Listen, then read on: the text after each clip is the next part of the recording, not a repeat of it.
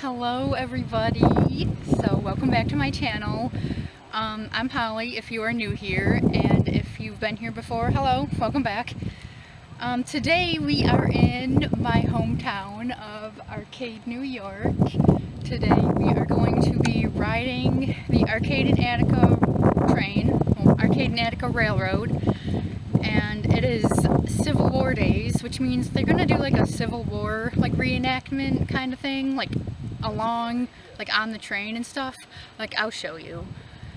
So yeah, we're just kind of like waiting around, waiting for the train to come back and waiting for them to like board and everything.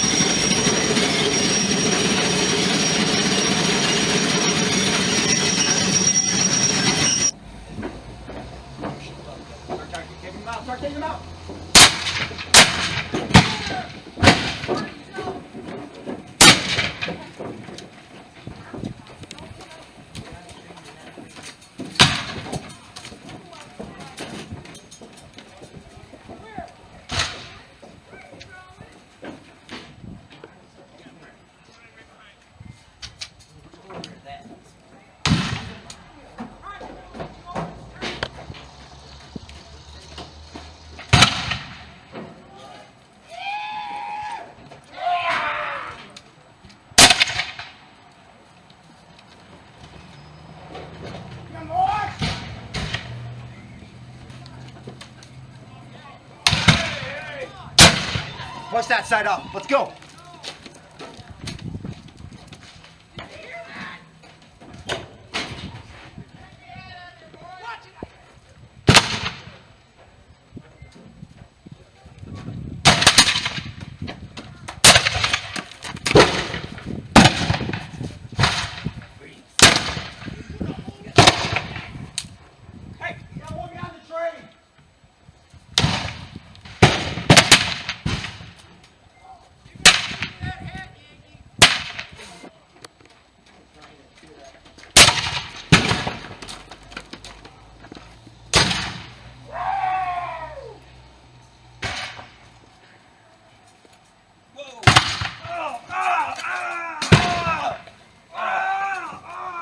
Where'd you hit? Where'd you hit? Oh, man.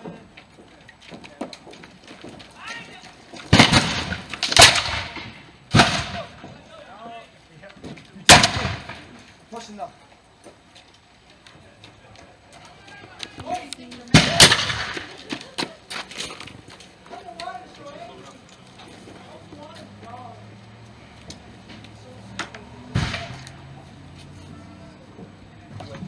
Go! Look out! Oh, we're right there!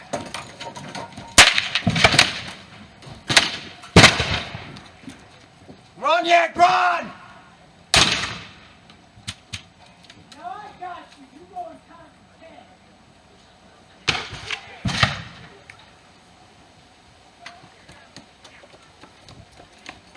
Did you see Harlan run? No, did you? Yeah. Looks like that one. I don't know where she was now.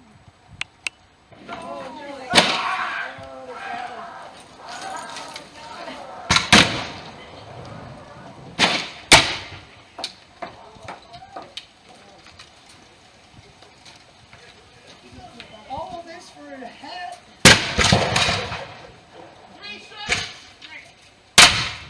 Oh. You folks ever get shot, don't fall on the gravel. Big Jim.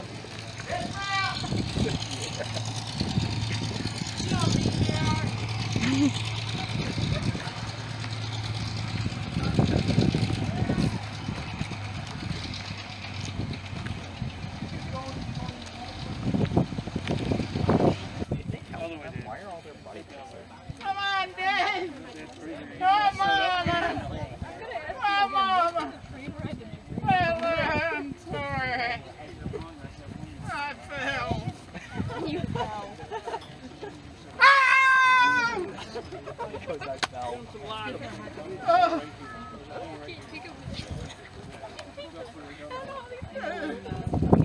Come on, my dog.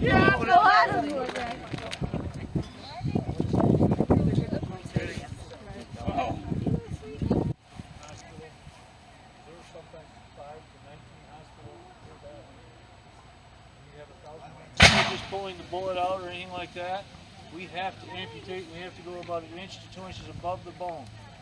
This is the reasoning why. We went from this round ball, common ball that was used right up to prior to the war. Accuracy is only 90 yards. You're standing 100 yards apart shooting at each other. You're fairly safe. I could be aiming at this young man here, hit that young man there. That's how accurate this bullet is. It's not accurate. We went to the Min-A ball, 58 caliber, rifled barrels, common man, 250 to 300 yards accuracy. You're still 100 yards apart. Not good odds. This is what they look like after they hit something. It's just a piece of lead. There's two different 58 caliber bullets. That's what they look like when they hit something. This is why we had to do all the surgeries, because once they hit a bone, it broke it. This was shot. It was a live ash tree we shot about 9 years ago. There's where the bullet went in, right there. There's where it came out. That's twice as thick as my femur bone in my leg, my biggest bone in my body. That just destroys whatever it hits. That's why we had no choice but amputating, because the person would have died if we didn't. So we'd have to do is start out assessing the wound, looking at it. As we say, we got this here. We got no choice. We're going to tell the soldier they're going to have to lose their arm. All right, soldier, I'm sorry. We cannot save the arm. We're going to have to take it. No. You're going to have to. I'm sorry. You can't take my arm. We got it. All right. No. Contrary to popular belief, we did have ether and chloroform. The only problem with, as I stated, we run 36 hours straight as surgeons. One point in the day, it's going to get dark, and there's our form of light right here. Ether is a volatile gas. We didn't want to blow the hospital up, so we used chloroform. Ether was a nicer one to use because it had 5 levels to work with, or chloroform, you only have 3. You have an excitable stage, just like you saw when they were laying here having the thing, hurting and that. Then you have the lethargic stage. They're actually still moving a little bit. This is what gave the contraception, contrary to belief, that we were butchers. We did not use anything. Because all the other